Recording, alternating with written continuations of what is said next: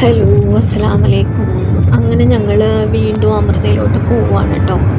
അതെ, എനിക്കൊരു 2 ആഴ്ച മുന്നേ ഒരു എൻഡോസ്കോപ്പി ചെയ്തിട്ടുണ്ടായിരുന്നു. ഒരു എൻഡോസ്കോപ്പി ബയോപ്സി ചെയ്തിട്ടുണ്ടായിരുന്നു. അപ്പോൾ അതിൻ്റെ റിസൾട്ട് ആയിട്ടുണ്ട്. ഡോക്ടർ വന്നും കൺസൾട്ട് ചെയ്യാൻ വേണ്ടി പറഞ്ഞിട്ടുണ്ടായിരുന്നു.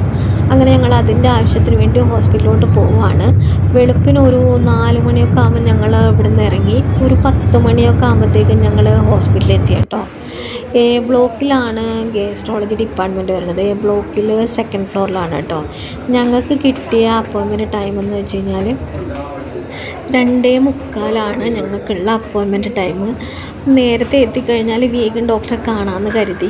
അങ്ങനെ ഞങ്ങൾ നേരെ ഗാസ്ട്രോളജിയിലോട്ട് പോയി. അപ്പോൾ അവിടെ എത്തിയപ്പോഴാണ് ഒരു കാര്യം മനസ്സിലായത്. ഡോക്ടർക്ക് ഇന്നൊരു വലിയൊരു സർജറി ഉണ്ട്.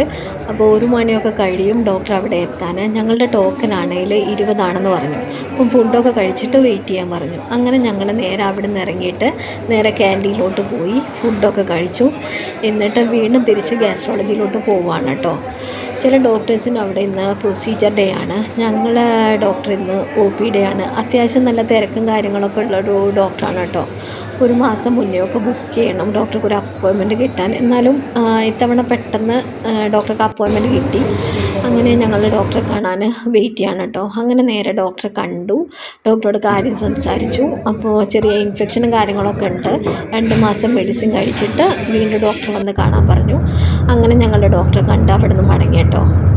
ഇത്തവണ ലേറ്റ് ആവുമെന്ന് കരുതി, പക്ഷേങ്കിൽ പെട്ടെന്ന് ഡോക്ടറെ കാണാൻ പറ്റി കേട്ടോ. അത്യാവശ്യം തിരക്കുള്ള ഡോക്ടറായിരുന്നു.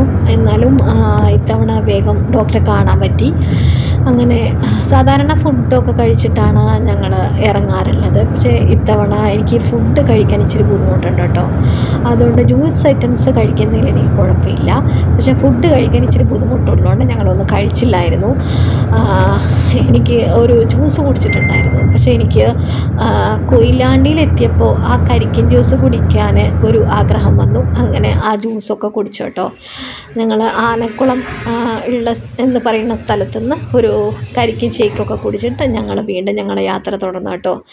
ഏകദേശം ഒരു 8 മണിയൊക്കെ ആകുമ്പോഴത്തേക്കും ഞങ്ങൾ ഇത്തവണ കണ്ണൂർ പെട്ടെന്ന് എത്തി കേട്ടോ. സാധാരണ ഒരു 12 മണി 1 മണിയൊക്കെ ആകുന്ന ടൈം എടുക്കാറുണ്ട്. പക്ഷേ ഇത്തവണ ഞങ്ങൾ പെട്ടെന്ന് എത്തി.